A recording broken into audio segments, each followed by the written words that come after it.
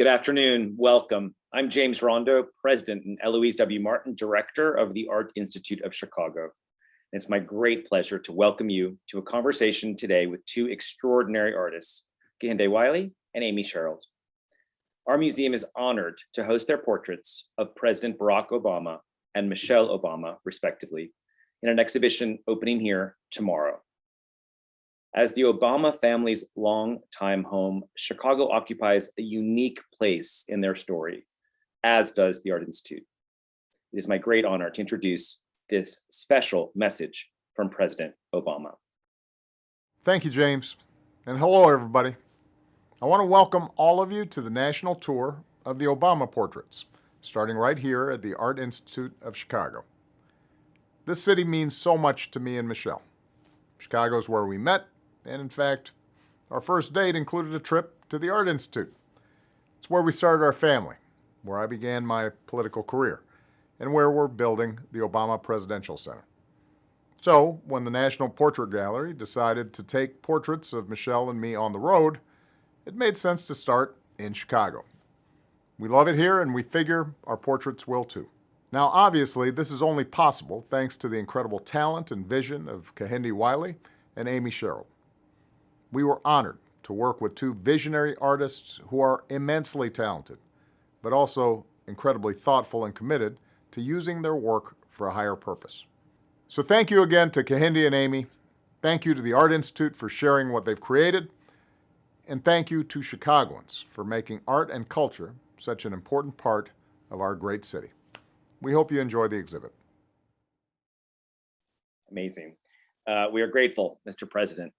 Today, we have the terrific opportunity to learn more about these iconic portraits from the most important sources, artists Kehinde Wiley and Amy Sherald, who have generously agreed to join us today to be in conversation with Jordan Carter, our Associate Curator of Modern and Contemporary Art. To Amy and Kehinde, thank you both and welcome. We are honored to be hosting your work and honored to have you with us today. Of course, we would like to acknowledge with gratitude both President Obama and Mrs. Obama, along with the Obama Foundation, for ongoing and enthusiastic collaboration. We recognize the Smithsonian's National Portrait Gallery for organizing the national tour and Bank of America for their important and generous support. I extend our deepest thanks to our lead corporate sponsor, Allstate, and our lead individual sponsors, Lester Coney and Denise Gardner, whose generosity, along with a host of other donors from our city, is supporting a summer of access and programming around these newly iconic works of art. I will now turn things over with gratitude to my colleague, Jordan Carter, who's joining us live in our modern wing in front of the Obama portraits. So my most enthusiastic thanks to all. Jordan. Thank you, James, and thank you, President Obama. It's such an honor to be able to begin our program with those extraordinary words of welcome. It is also a deep honor to host Kehinde Wiley and Amy Sherald, the artists who created the remarkable portraits just behind me of President Barack Obama and Mrs. Michelle Obama. Kehinde Wiley has firmly situated himself within, as well as shifted the terms of engagement of, art history's portrait painting tradition.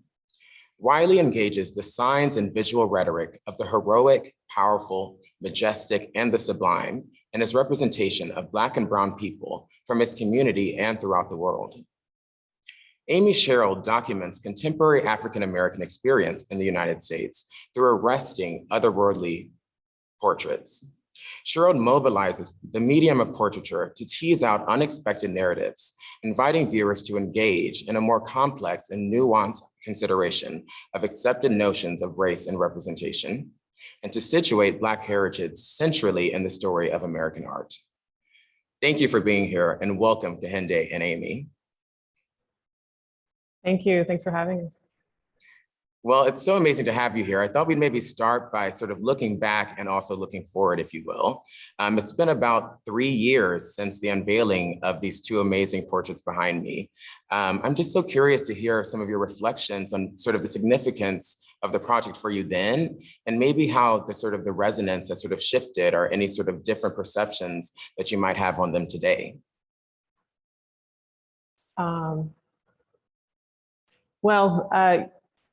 It has been, what, 3 or 4 years, and it still resonates as deeply as it did when I found out I had the opportunity. And then the day of the unveiling, I think, you know, when people ask me how this portrait has changed my life, I say the most important thing that it's done is that it's made me more accessible to many other people that maybe would not have known who I was, or even maybe have taken an interest in art had they not had the opportunity to go to the National Portrait Gallery and see the painting.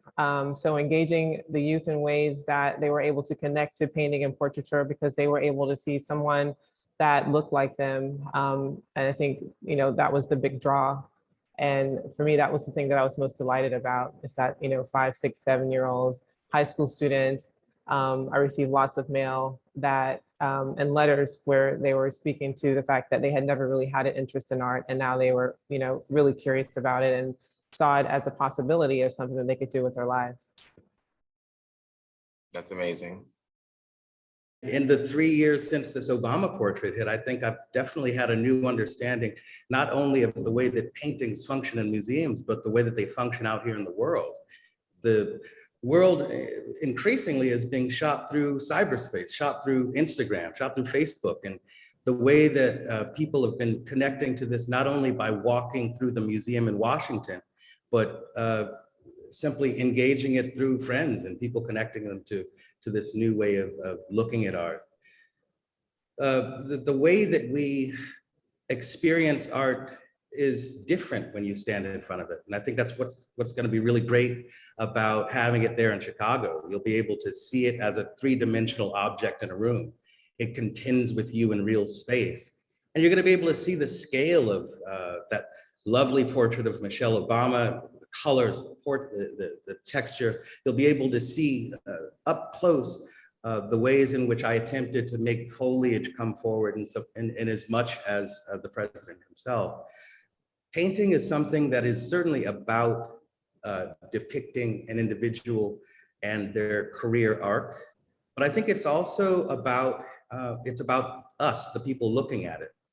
And insofar as the first day that that painting was given to the world, so much has changed. Paintings and their contents stay the same, but the society who's looking at them constantly change.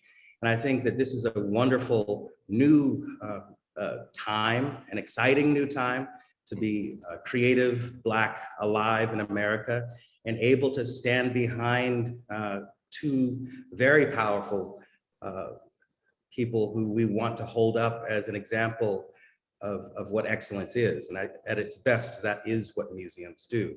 Museums stand at that place where we say, okay, this is who we are as civilization, and this is what we stand for. Thank you. Those are 2 really powerful, powerful reflections. I'm curious if you could just speak a little bit more about the process of making the painting, and even just, you know, your thoughts going into the Oval Office when you first sort of had the encounter with the president and the first lady, and were just taking on this massive assignment. Like, just what was going through your mind? What was that like? Yeah, you know, I have a funny story. I think I went to the White House, and I guess because I'm an artist, the first thing I noticed was just how drab the lighting is, and like the rest of the White House, it's like fluorescent lighting. So I'm waiting to go in, and when you walk into the Oval Office, it's backlit from behind all of this crown molding, and it's like really beautiful, and it brings everything to life. And I just remember walking in and seeing the president for the first time. And I guess it was because the light had like played a trick on my mind or something, but for about 5 seconds, I couldn't figure out whether it was happening or whether I was dreaming. Like, it was a legitimate moment where I was like kind of confused.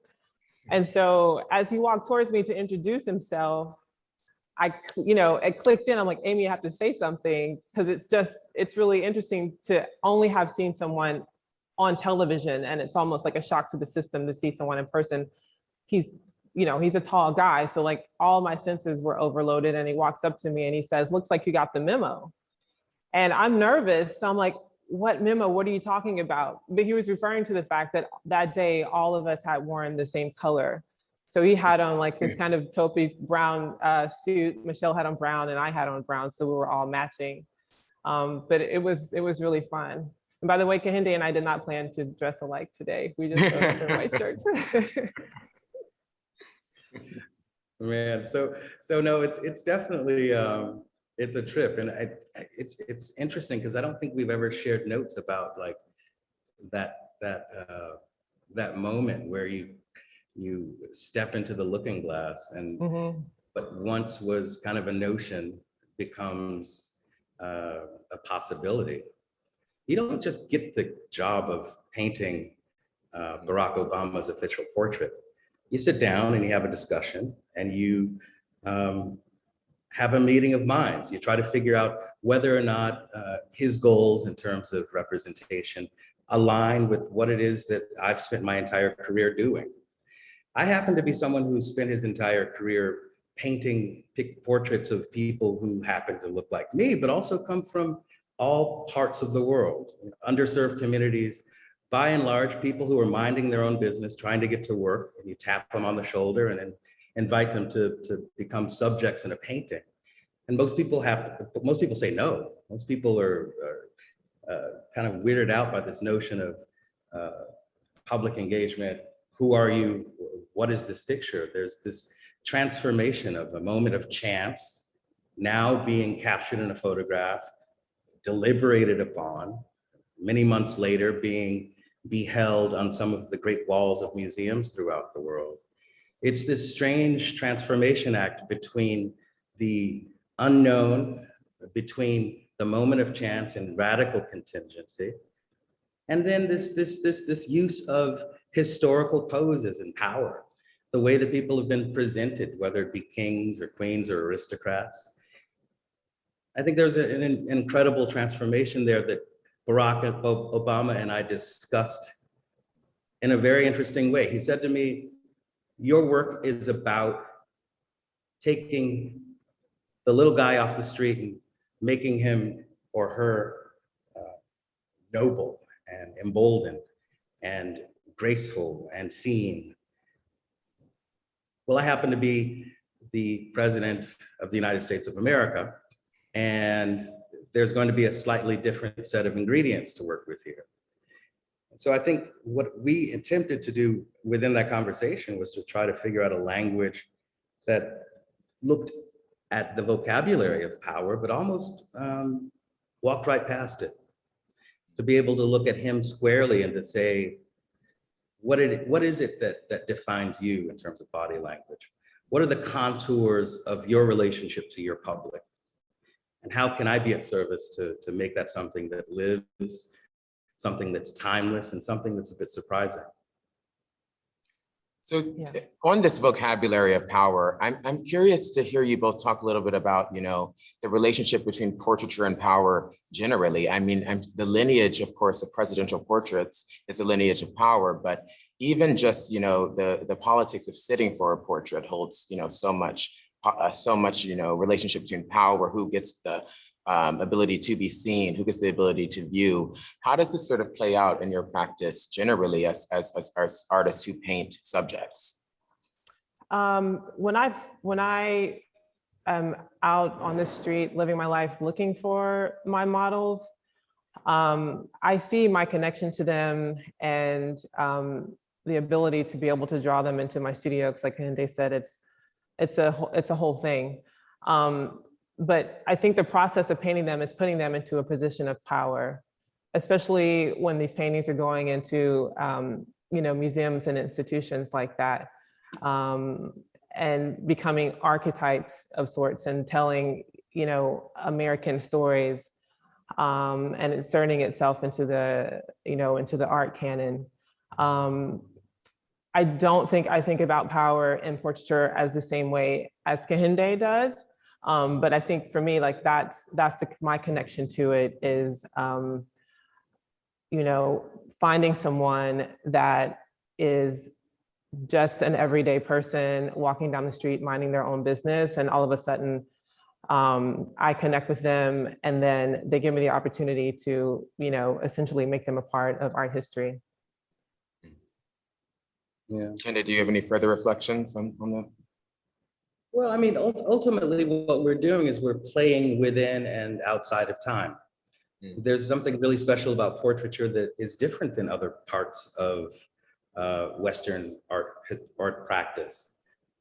Unlike painting a bowl of fruit or a flower, which we all know decay and which we all know will die, and we all know that those beautiful paintings are a hedge against time, and we're able to appreciate them in a much more bracketed sense. The portrait allows us to look in the eye of someone who came before us and to have a moment of empathy that leaps across time. There's something incredibly powerful about going into old Dutch collections of art and seeing how people dress themselves, these funny collars and these muted tones. You know, fashion decays, the ways that people choose to decorate and adorn themselves come and go. But I think the desire to be fly, the desire to be loved, the desire to be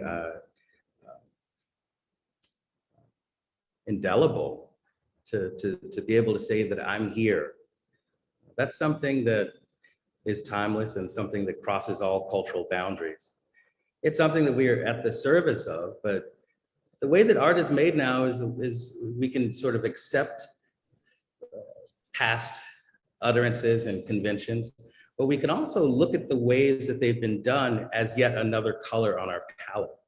We can sort of hold the expectations about what a portraiture should and can be and suspend that, arrest that. We can choose to participate in those languages, heighten or diminish certain parts of it or its features. We can choose to thwart aspects of what it is that we choose, what we want. All of this in the end, if you look at both Amy's work, I suspect, and my work certainly, is a combination of images made over an entire lifetime that amount for portraits of others, but I think in the end, they're portraits of us, the artists. They're sort of pointing back to ourselves. They become a type of mirror. So sure, I'm out there in the world, but it's also me looking. It's me choosing, which is what's so unique about the Obama portraits. Here, it's a democratic process in which the American people chose. Here, it's us being called from on high to participate in a practice that's centuries old. And all the rules that I'm used to, and I suspect, Amy, this applies to both of us, have been completely thrown out, and we have to sort of create something anew, to create a new form of representation that relies on what we know to be true, what we've mastered over time, but also you're out here shadow dancing. You're out here creating something that you just have to respond to emotionally yourself. It's you alone in that studio, and you pray that the world loves your baby as much as you do. Thank you. And I'm curious, would you actually consider yourselves portrait artists? Like, do you see any value or currency in that nomenclature or that categorization? Or, you know, how do you relate to that terminology? You know, until I won the National Portrait Gallery competition, I did not call my paintings portraits. I just call them paintings. And the reason is that once I start the painting, I almost leave the model behind because the painting becomes to represent something that's much bigger than the very moment of like just me taking this picture of the model. But I slip back and forth with using that in my vocabulary and describing my work. I think it's an easy way to codify and connect with the work. And I ask myself that question a lot of like whether my paintings are portraits or not, and I still haven't quite made up my mind. I say I have painted 2 portraits. One is of the First Lady, Michelle Obama, and the second one is of Breonna Taylor. Those are definitely 2 portraits that I've painted of people, and they exist in time in these paintings as themselves. So. Yeah, that Breonna Taylor painting is fire. And there's something so singular about it. I mean, it's so quintessentially an American portrait. And I was so proud to see it grace every social media screen, every major news outlet, and to make it felt like as though it populated the world in a moment of grief, but also in a moment of grace. Just you really nailed it. There was something about the colors, the body language. Amy has an ability to make portraiture certainly about the individual, but I think it's also about a kind of emotional temperature.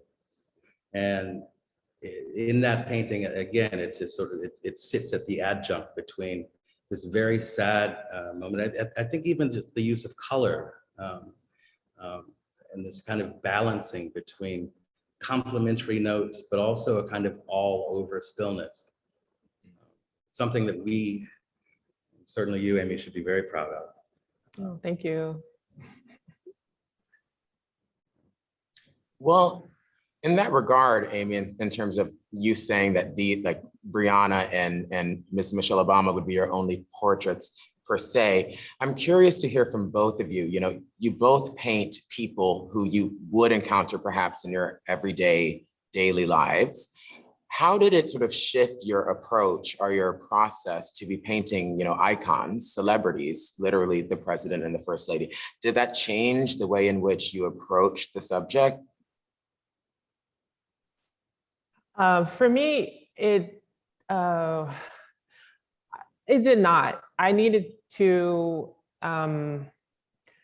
approach it the same way that I would approach anything else. And I feel like I painted two people when I painted Mrs. Obama. I painted Michelle Obama from the South Side of Chicago, who's very accessible and who everyone fell in love with. And she gave many of us permission just to be ourselves. And then I painted a portrait of the First Lady. Because what I wanted to capture in this painting of her was something that we had never seen in all of the images that exist of her on the internet. So something that just felt intimate and truly authentically her. So my approach didn't change. I don't think that, you know, I paint American people, and she is this extraordinary American woman. And she sits at the pinnacle of, you know, of who we all could, you know, aspire to be.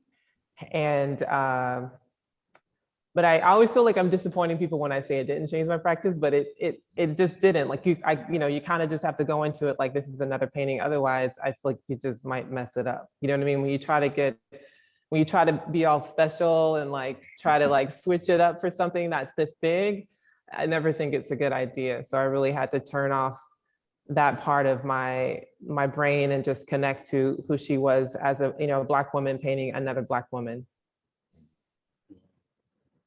Comes across. I think that in terms of my own practice, looking at art history and almost obsessing over the ways that power has been presented, it was kind of a perfect training school for a moment like this. It's almost akin to when you really want to write a great novel, you read as many novels as you can and then pretend as though and then try to forget about it and proceed with the story that you want to tell.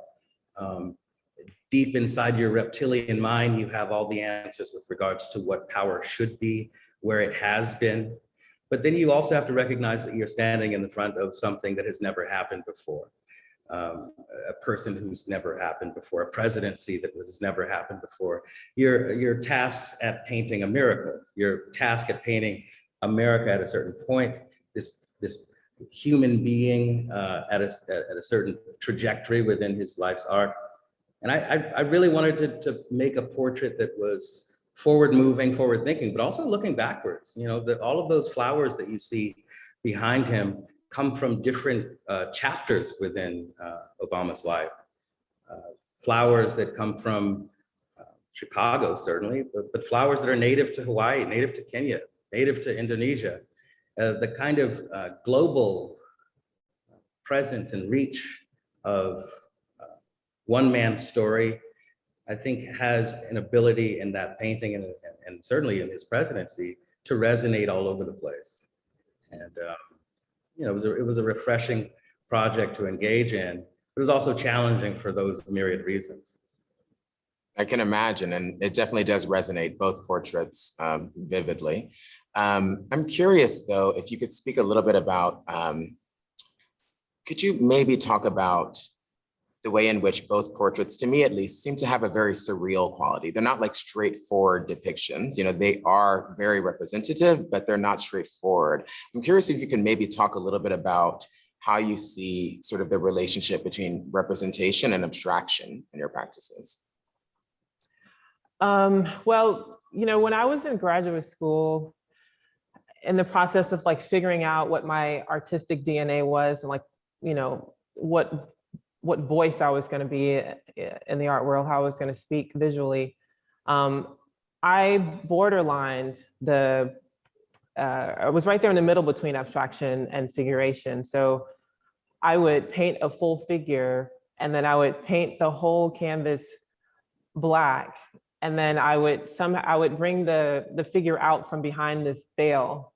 And I studied with Grace Hardigan, who's a well-known abstract expressionist, and I guess little bits of how she worked kind of rubbed off on me. It's something that I always played around with and found a sense of freedom in.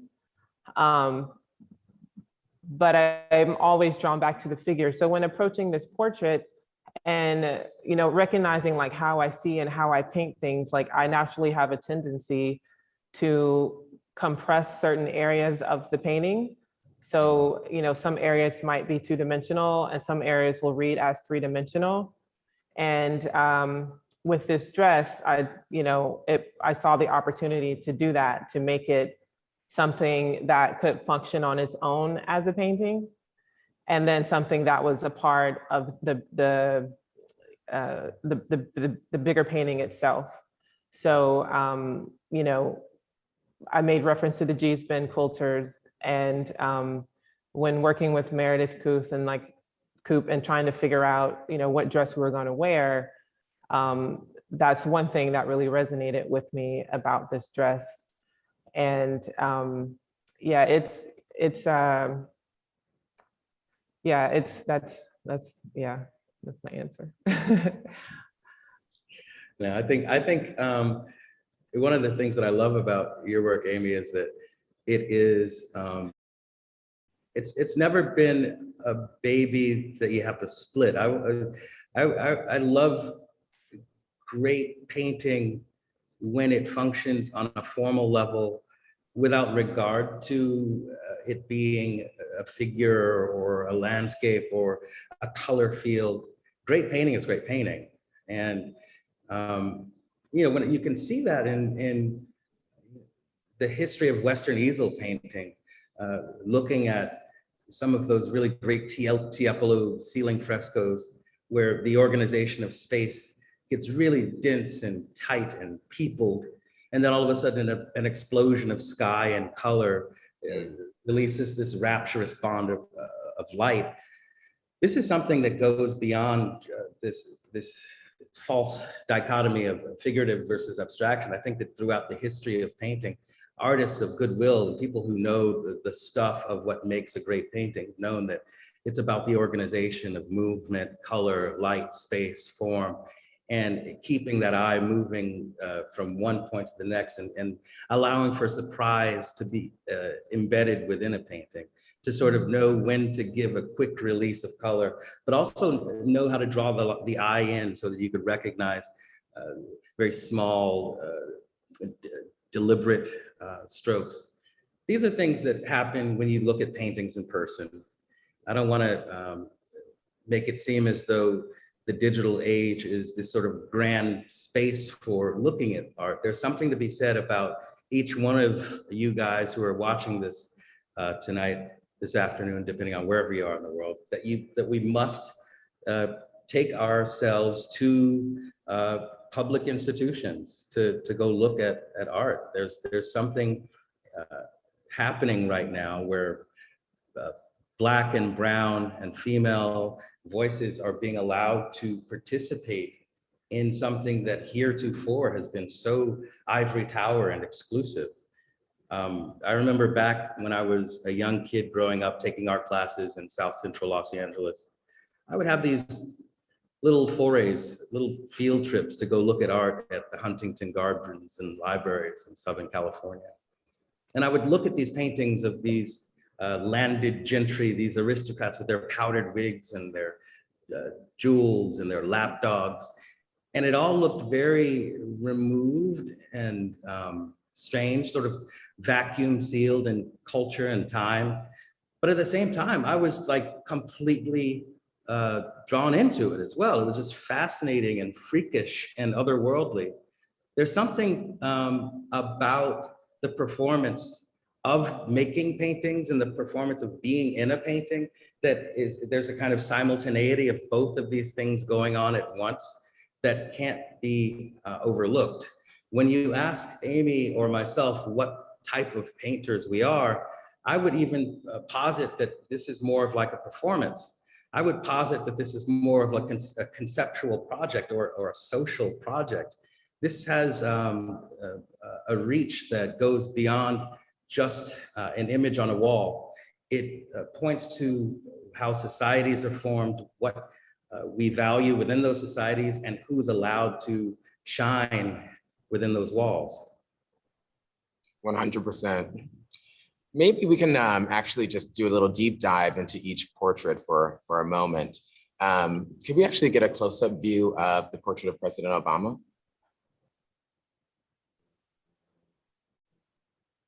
And Kehinde, you've already mentioned sort of the symbolism of these flowers, the chrysanthemum representing Chicago and the African blue lily representing President Obama's father's heritage in Kenya, and also the white jasmine in Hawaii.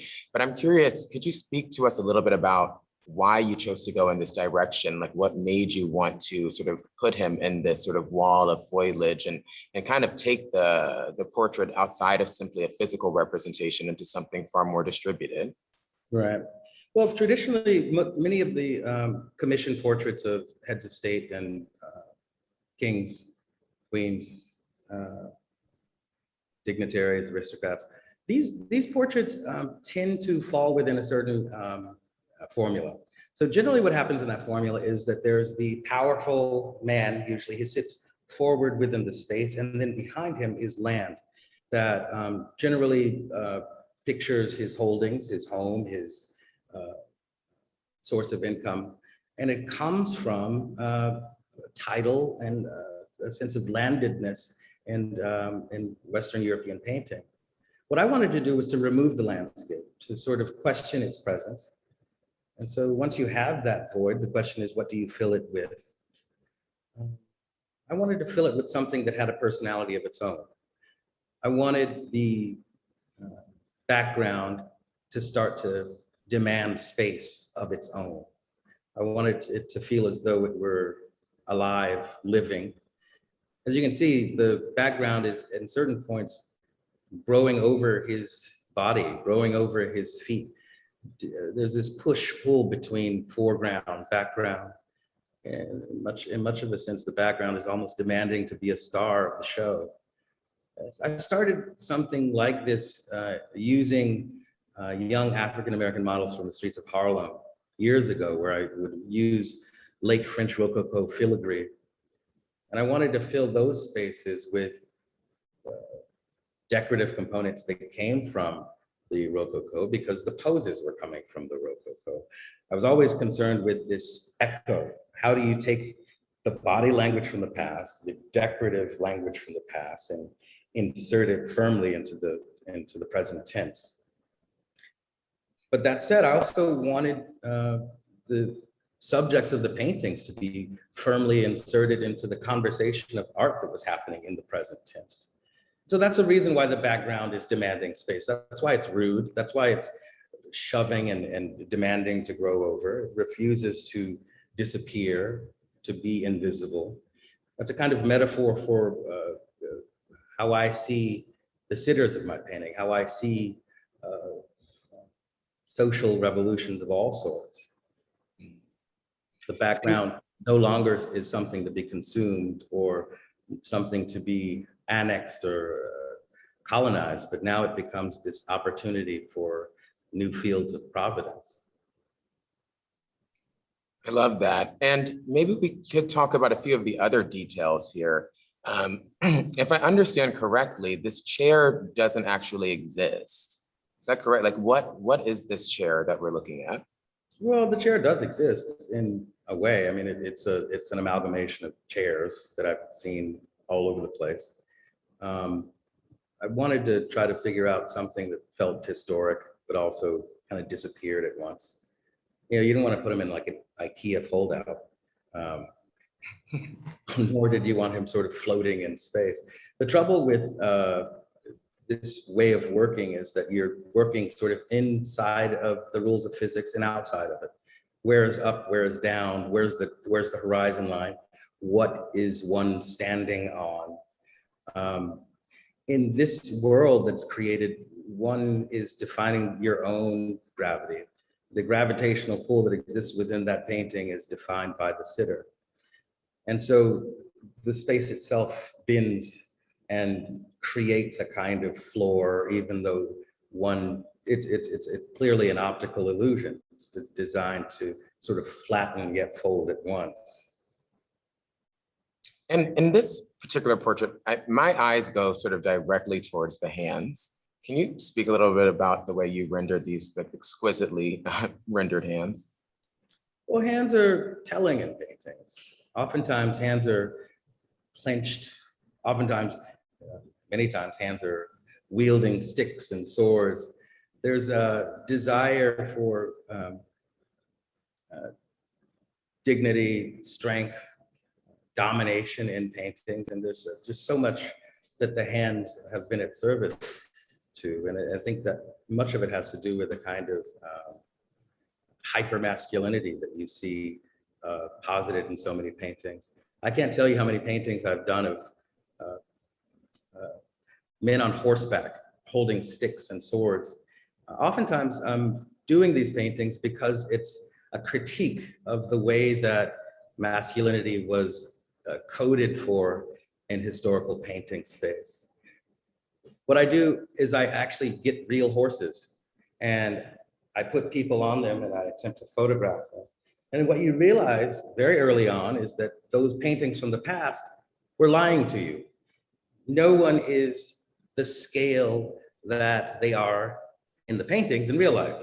In real life, men look very small on horses. In paintings of a certain type, let's say between the 16th and 19th century Europe, you're looking at some paintings in which the horses are dwarfed and they're being controlled by the pinky, and in the other hand, there's some sort of device to club someone with. This is a use of hands that is deserving of critique. In Obama's portrait, I wanted to create a kind of openness. There's a reason why his hands are at rest and why he's leaning forward to you. There's a kind of soft power that does not need to announce itself at once. A kind of confidence and a kind of humanity and empathy, which is where truth, in my opinion, where truth, strength is found. And I think that ultimately what you arrive at is a much more noble portrait because of its sense of self-possession, its sense of staid power, its sense of self-knowing. I think that's what I was trying to get at. I love that term, soft power. You really have achieved that. And it's really, you've rendered him as such a powerful icon, but also this approachable human.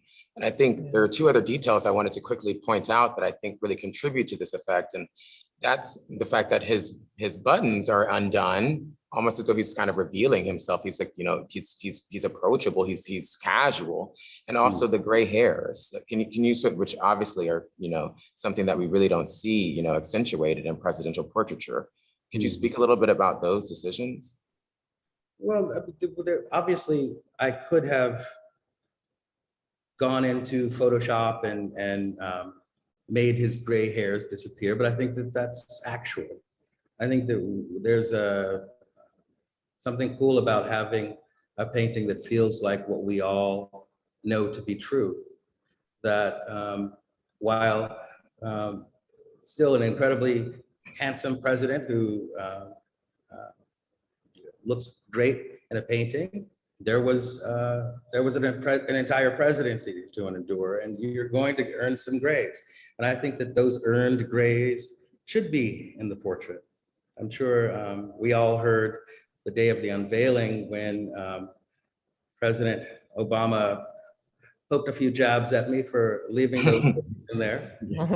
But I'm willing to pay the price for that. I think that there's something to be said about a painting that feels like the moment that it's in. The buttons were his idea. He wanted to feel comfortable in the portrait. He wanted to be at ease. The pose was not posed. There were thousands and thousands of images taken. And this is one of those moments of absolute repose that happened in between trained shots. It was almost like an outtake that, in a way, pointed me to a kind of truth that can't be posed. So I think that when you talk about authenticity, that pose is it. The gray hairs are it.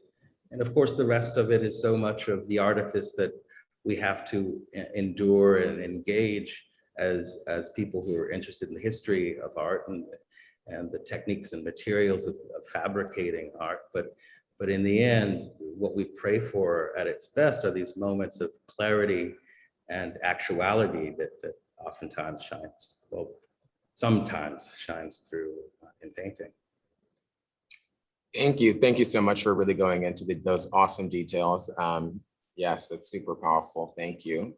Perhaps we can zoom into the portrait of Mrs. Obama now and speak about some of the details that are unraveling there.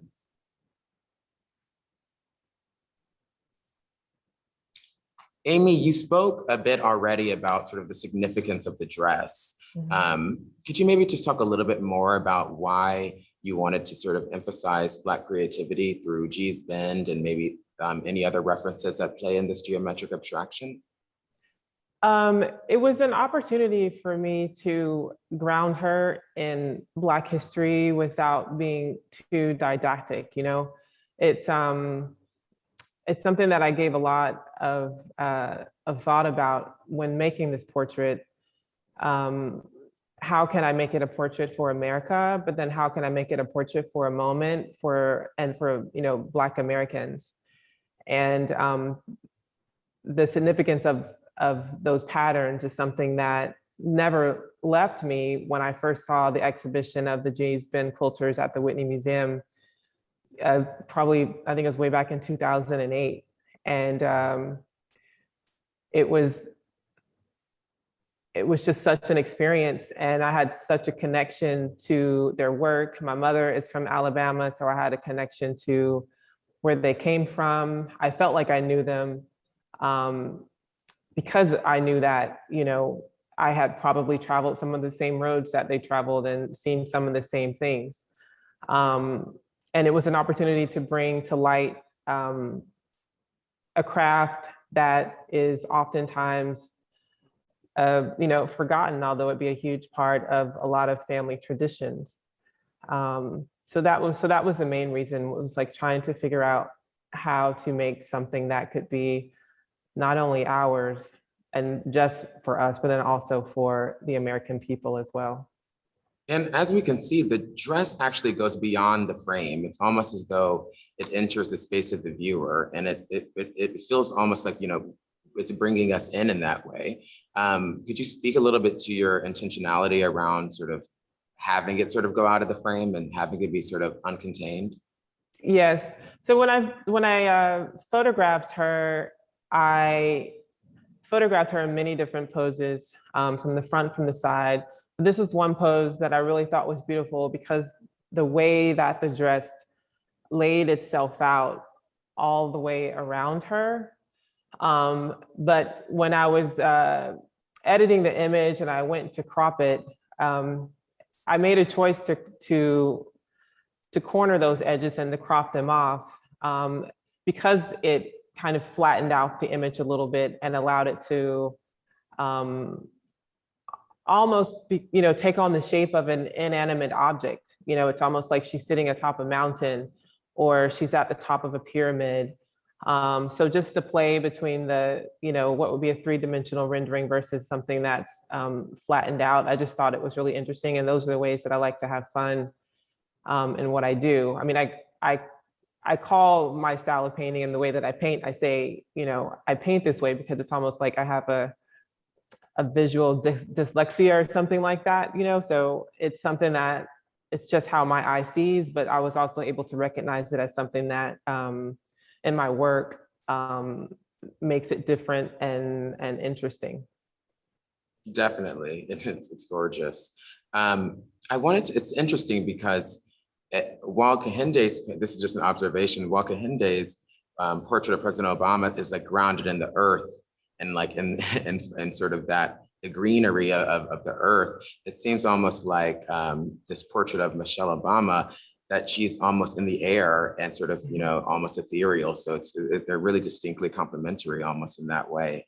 But it's interesting to hear Kehinde talk about sort of the colonized space of the background, because in sort of many of your works, you always decontextualize the background with sort of a monochromatic color, which in this case is this sky blue. And I was hoping you could maybe just talk a little bit about this choice.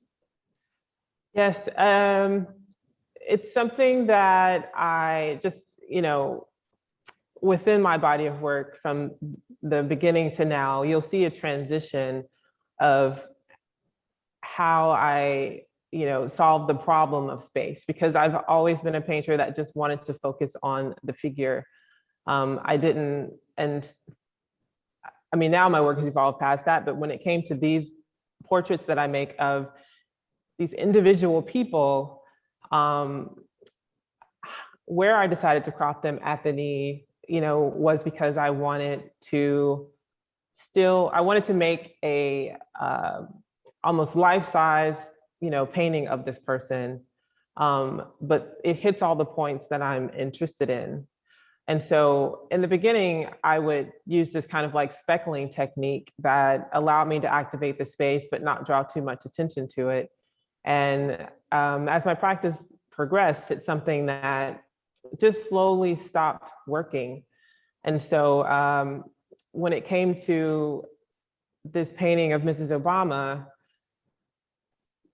I wanted to create something that would as you said, like give it an airy feel. I felt like if I used any other color, she would just be almost like pressed up against that color, like with no space behind her. And I wanted it to have kind of an ethereal feel. I knew that I was going to use blue, and I took a lot of time to figure out which kind of blue it was. So it's, I just didn't like squirt out some cerulean and some titanium. I did many different renditions of many different colors, and I decided that not mixing white into this blue gave it the kind of special quality that I wanted it to have. So I use an old Holland yellow light, and I use that color a lot because it's not white. It's like the palest color of yellow, but it changes it just enough to deepen the space the way that I like, even though it's not painted in a way that it's, where it's like a gradation from like light to dark, which is like what you might see most of the time to trick the viewer into thinking that there is space there. So it is a flat blue, but it still feels like I think that you could push your hand past her. So the painting doesn't stop at the dress. It creates a space around her, but then allows you solely to focus on her. And it's similar to the same choice that I made for the painting of Breonna Taylor. I spent a lot of time mixing the perfect color, and it just, it wasn't just like turquoise and white. It's like I had to kind of play around with it to get this glowing effect that hopefully is not just in my mind, but this glowing effect that the paint can have, I think, if mixed properly and using the right palette. So speaking a little bit more about sort of the nuance and specificity of your color choices, Amy, could you maybe talk a little bit about, sort of the conceptual and aesthetic impetus surrounding your use of gray to render skin tones, both in this portrait and more broadly? Mm-hmm. It's something that I just happened to start doing it. So I don't know, 2007, I'm in my studio, and at that point in time, I was trying to paint like my hero, Kehinde Wiley. And I was, painting the figures gray, and then I was using a glaze of brown over it. And so something just, one day I just decided to finish the rest of the painting first, and I left the figure gray. And so in the beginning, it was just an aesthetic choice. But I realized, 2 and 3 years later down the road, like you look back at what you're doing and you're processing your emotion behind it. And I realized that subconsciously I had a fear that the work that I was making, because I was painting Black figures, that the work was going to be marginalized in the conversation that I was trying to have was going to be solely about identity. And that's not how I wanted the work to exist. I didn't want it to exist solely in that way, although it can be employed in that way. And so, that was the story then. And now 10 years later, I'm still thinking about it. And I think it's graduated to an opportunity to allow the viewer to engage with the figure without that being the most salient part of it, or the thing that they use to codify who this person is. My paintings are very quiet, and I think they really, speak to the interior life of who we are as a people versus how we're portrayed in the media. And so, it became it's a reflection of really of that notion, and wanting the viewer to see this image as something that's universal, but then also, for people that look like me, that look like you, that they can walk into a museum institution and see something that reflects who they are. After I started making these, I started to do research and came across a lot of daguerreotypes and photographs that affirmed what I was doing, and also became my work, essentially became a meditation on photography, because it was the first way that I actually found myself. I never saw myself in a painting until I saw Bill Bartlett's painting when I was in the 6th grade. And then in graduate school, I saw Kehinde's work. So those were the 2 moments that I was able to see myself represented on a canvas. So the work became a meditation on photography, and you might see written that my work is inspired by photography, but it was actually the opposite. It's something, the gray it's something that I just started doing in the photography, and my relation to it is something that came afterwards. But it's I think that answer will constantly evolve. Mm-hmm. But I think to single it down to one answer, I just was trying to keep the work out of a corner. Yeah, in many ways, I feel like the gray sort of, it disrupts and sort of, obfuscates. It also, sort of disregard sort of stereotypes or judgments or anything that could be sort of projected onto what one perceives as an accepted notion or representation of Blackness. In that regard, I'm actually sort of curious to ask you both, you know, as the first Black artist to be commissioned by the National Portrait Gallery to create a portrait of a president and first lady, and of the first Black president and the first Black first lady, you know, what is the magnitude of that, you know, and how does that resonate with you today? You know, what do you sort of hope that that will signal? Or, you know, I'm just really curious to hear about the import of that. I think it's, you know, I think the most important thing is just that what a Black woman's voice can bring into this conversation of portraiture and art making. I would have to think about that. Kehinde, do you have an answer? I think it's a high watermark, but it's also a new normal. Yeah. You know, we've made it now possible for an entire generation of young people, not only Black and brown young people, but young people all over the world, to have grown up in a world in which a Black man is the leader of the free world. Just facts. Mm-hmm. Not editorializing those facts, not putting anything on it. That's just the new normal. The new normal now includes 2 African-American artists who have created portraits of the president and first lady. And that now is part of the historical record. Again, facts. Yeah. These are now the new, this is now the new oxygen that we will have to breathe. And there's no going back from that. You know, in the blast zone of the Obama's decision to make that happen, there will be a lot of winners. And I think the winners are those young kids who get inspired by that. Those people who feel like there's space in the conversation for them.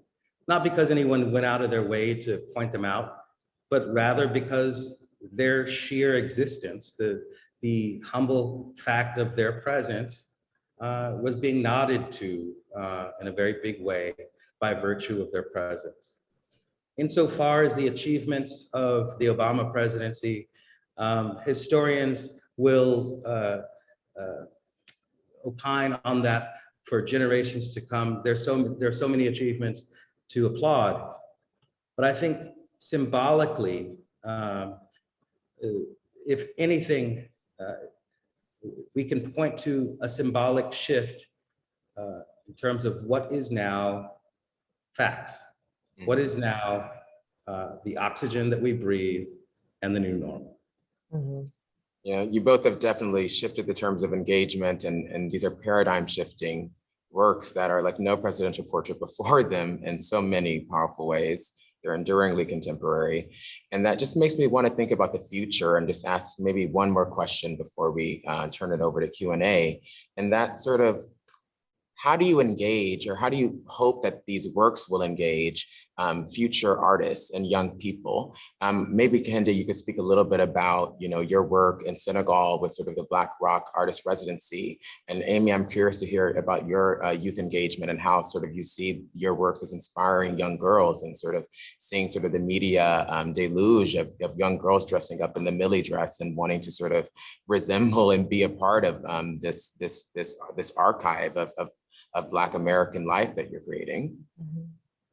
Yeah, there's something that's happening right now, and I don't know if it's a new thing or if it's new to me, but I'm starting to see a lot of young Black artists who are having access to the marketplace and access to cash, giving it back and creating art residencies and creating opportunities for the next set. That's not something that's been done heretofore. There's foundations and there's organizations that have traditionally had that role, and I proudly stand on the shoulders of the Studio Museum in Harlem, an institution that I came through when I first came out of Yale to find my way in New York City. And they were few and far between when I first got to New York. And now as I'm starting to see artists getting an opportunity to show and to be recognized, they're handing it back. And it's especially out here in West Africa. I'm speaking from Senegal, where I've created an artist in residency program called Black Rock. You can check out blackrocksenegal.org to get information about it. But it's a space that is devoted to finding artists all over the world. And they're open to apply of all races, ages, nationalities. And ultimately what we want to do is to have a center of artistic excellence happen on the west coast of Africa. You're sitting here on the shores of Senegal and soon to be other countries here in West Africa. And what I want is for artists of goodwill all over the place to remember Africa as that site of creative possibility, to be able to have people sit across the dining room table and to elicit conversations that start with who we are, what is this place, and what does Africa look like, feel like to work in right now. It's a lot different, I'm telling you, than those media images that you were given. I am blessed to be able to live and to work anywhere in this world, and I'm sitting here in Senegal. I think that there's an opportunity not only within the fine arts, but you're starting to see that with writing programs and with performing arts programs. There's a type of generosity and a type of giving that hasn't happened in the dominant culture. And I think it's a really, really exciting time, and I'm proud to be part of it. Mm-hmm. Amy, do you have any thoughts on the future, or the future of presidential portraiture, of just the future of your archive? I call it an archive because I feel like it's just these moments of American life that you render and compile that I think have so much influence on young people. I'm just curious for you to reflect on some of these thoughts. I am excited about the possibilities of doing those kinds of things, residencies. After I completed my first photo shoot with Michelle, I walked up to her and I said, I just want to thank you for giving me this opportunity, because I planned to pay it forward. And I saw that opportunity as a way for me to do that. And, like Kehinde, there's a number of artists, Black artists, who are starting residencies because coming out of grad school, being visiting chair at the Maryland Institute College of Art, and coming across young Black graduate students and undergraduate students, I'm realizing that we're all a little bit behind. And so I see it as an opportunity right now. What I can do is mentor and make sure that they are reading the right things and that they are learning how to write about their work so that they can control their narrative, and just talking to them about their work. Because one thing I find is that a lot of these graduate programs aren't equipped to talk to artists of color or Black artists about what they're doing. Mm. And so, I've had students reach out to me to say, well, my director just told me that I could just call you and you could come in. They're not even taking the initiative to set them up for success. So those are things that are definitely on my mind. One thing that I was able to do with the sale of the Breonna Taylor painting was to take those proceeds and put them towards educational scholarships in the city of Louisville. So that's me dipping my toe in, and I'm still I consider myself, I'm still a baby in the game, and four years in, but I do have big plans, and I love sitting around daydreaming, and I have so many people to look up to who have showed us how to be successful and then how to take that money and give back. So Titus Kaffar, Kehinde, Theaster, Mark Bradford, all of these artists are really setting a wonderful model for all of us to follow. Thank you.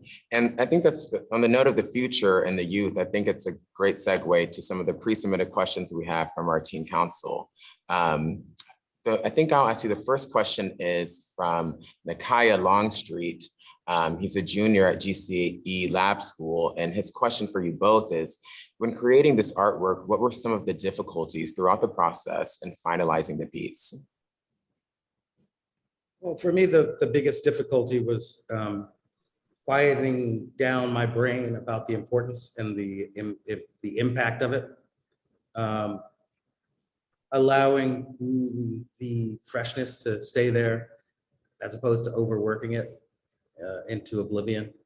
Paintings are oftentimes, it's really hard to know when something's done.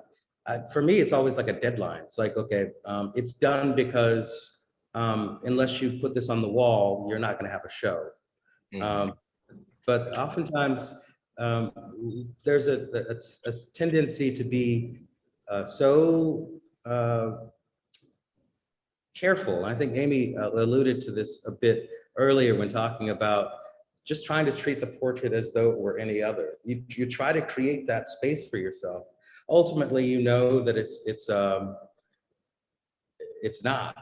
And I didn't make anything easier for myself than by painting the painting with a time-lapse camera going on behind me. So as opposed to it being just sort of standard feed, it was this high resolution photo being taken every, I don't know, how often was it, 15 seconds or something. So like once you lull yourself into thinking, okay, this is just a normal moment, like once again, think again. There is though something really cool about high wire acts. It pulls the best out of you. I love being under pressure. I love surprising myself and giving myself challenges that I am not quite sure I can meet. I think that's when I'm at my best. When I'm scared, I know that I'm doing something good. And then, I sat back when the painting was done and I was like, this is good. Now, it's not going to be understood by everyone. It's not going to be loved and embraced. It's not familiar. When I go through the National Portrait Gallery and I see those sepia-toned, smoky paintings of mostly of all white men in a very staid and familiar environment, this is going to be another thing. So get yourself ready. The hardest part to answer the question in its simplest form was to calm down. Mm-hmm. Yeah, I agree. Another funny story. I started working on the painting, and again, like Kehinde, I think my fear, for some reason, I personified Black Twitter in my head as like this big monster that was going to come get me and like ruin my life if nobody liked this painting. And people are like, what is Black Twitter? I'm like, you don't want to know. But I also remember like being close to the end of it and then having a conversation with somebody at the Smithsonian. It was probably Dorothy Moss. And then I can't remember what happened, but I just remember hearing that Kehinde was done and that he was like on a beach somewhere, and I was still stressing out. And I remember I started crying. I'm like, oh my God, Kehinde's already done, and I haven't finished this yet, and I still have to do her hair, and all this kind of stuff. It was really it was nerve-wracking. Like I make a joke and I say I never want to do it again, but that's only when I think about like the anxiousness of it. And like, for me, it came along with the fear because like I had to keep it a secret. And, they were like, no pictures. So I didn't even have anybody taking pictures. And it just so happened that the former dean of my graduate school, Dr. Leslie King Hammond, she was like, nobody's gonna care 20 years from now that you have pictures of this. So I'm very lucky that she like made sure that I had some images of me painting, because I felt like, well, if I take some pictures, like somebody's gonna know and I'm gonna get in trouble. It was just like a million things going through my head of like the possibilities of things that could go wrong. And it's happy secrets are hard to keep. Yeah. And so, Well, do you remember, Amy, that moment where we couldn't tell anybody else about it, but I think we met in New York, And it was at like an armory. or Armory something? show, yeah. I was Yeah. like waiting. I'm like, I'm gonna introduce myself to Kehinde. I had never met him before, and I'm awkward in general. Like, I'm just an awkward introverted person. But I was like, "Hi, Kehinde. I'm Amy. I've also been chosen." And I was like, "Okay, nice to meet you. Bye." Like, Well, that was great. It was like a pressure release valve to even be able to yeah, think about it. You know you're what I mean? right. You're right. And beautiful secret to have. Mm-hmm. Amazing secret. I can only imagine. I wouldn't be able to keep it. We have another question here that I want to ask that for you both, which is actually from Finley Williams, who is at Lane Tech High School. And she asks, which is a really great question, what is your favorite detail in the portrait?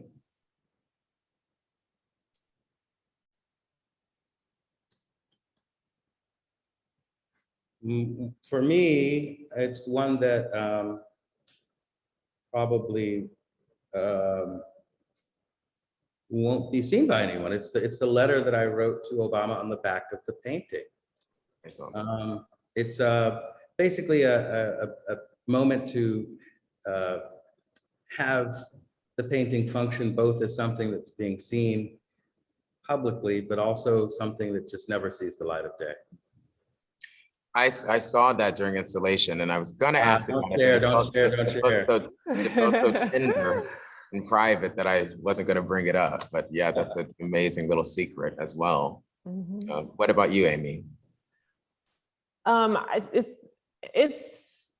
have many different ones, but it's the dress. I think the first thing that came to my mind when you asked me that question were the colors in the dress. I really liked that the yellow was like a tertiary yellow, like not quite the yellow that you would think. And then there was pink and the black and the white. It's the colors in the dress. And then I really enjoyed painting her hair. I had a great time painting her hair. And so there's a question specifically for you, Amy, Mm-hmm. and that is from, where is it? Here we go. Also from Finley Williams from Lane Tech High School. What do you hope that the portrait says or shows about the First Lady? I hope that it offers you the opportunity to just experience the Michelle that's off stage, not on, and not in the media, just who she is in her authentic self. Definitely, and I think you've succeeded at that. And Kehinde, for you, what was it like to work so intimately with the former president? It was great. I mean, Barack Obama is, as Amy said, a huge, easily one of the most famous people in the world. And so one thing that he has evolved, and I'm not sure if it's happened as a result of the presidency or if this is just a part of his nature, but he's incredibly disarming. You walk into a room and he's charming and on ground level. There's not this sense of you're being spoken down to, or it's impossible to engage on a human level. It's just like, it's very one-to-one. Mm-hmm. And so one of the things that I really appreciated about this was the ability to kind of disabuse myself of what it means to meet or interact with someone that high up in the clouds. I think in my life experience, the people who have the most power and responsibility and blessings are those people who oftentimes carry it with a sense of grace and humanity. I think that's oftentimes what leads to a bit of success when it comes to interacting politically and socially. I think there's an element of realpolitik there, but I think there's also an element of just personal nature. Mm-hmm. I think there's some things that you just can't fake. Mm-hmm. And insofar as that's been an asset for both Barack and Michelle, it certainly helped me to calm way down and concentrate on the task at hand. Yeah, I agree. It was the same. It was the same with Mrs. Obama. It's just, you know, people ask like, what was it like? And I was like, it was just regular, you know what I mean? Because she doesn't carry herself. It's not like, you know, Queen Elizabeth walking into the room and we have to curtsy. It's like, hey girl. And then like, what kind of music do you want to listen to during the shoot? And it's like, let's put on some rap music, you know? So it was just really easy. They're human and just adorable people. Yeah. And you've both really captured and expressed that humanity, and it's so powerful. I'm going to ask one last question from a student, and I've said before, I really like to call these portraits distinctly complementary, but they ask, how do you think that the portraits complement one another and or contrast each other, if at all? I mean, oh, sorry, go ahead. I was thinking about that when we were sent images of how these paintings are going to be hung in the museum. How will they either work with or against each other? And there's something formally that you can see almost immediately from left to right when looking at the portraits. One operates in a very cool register, one operates in a very warm register. One of them occupies a kind of grounded sense of actual tectonic space, and one sort of floats in a kind of nebulous, not quite anywhere but everywhere space. And I think that that is quite complementary. I think that they are nodding towards the same goal, but arriving at two different planets. And ultimately, that signifies so much about who the president and first lady are. Partners in crime, partners, but also distinctly different personalities that are complementary. You feel that immediately when you're in the room with them, and you get the sense that that is definitely the state of affairs when you see them as two paintings on the wall. Yeah, I mean, I love the fact that if they both walked out of these paintings, that together they're, you know, it just how we somehow made these two paintings that, you know, the figures, they match each other in size, and then the colors are complementary. I mean, they could go off to a dinner party. They could walk out of these paintings and go off into a dinner party, and they would look magnificent together. And, you know, some people ask, like, were you going to text him to see what he's doing for it? And I'm like, well, I don't know him, so I can't. So it's just like, I think, you know, it just means so much that there's little bits of us that are like the same person, because we approach this very differently. But like you said, like we arrived at the same place. And I just thought that was wonderful when I first saw yours. And it's just so gorgeous, but it's like they work together despite the fact that we did not have one conversation before we started. Yeah. Well, I just want to thank you both for allowing us to be able to host these portraits together in the same space. They're so beautiful, they're so powerful.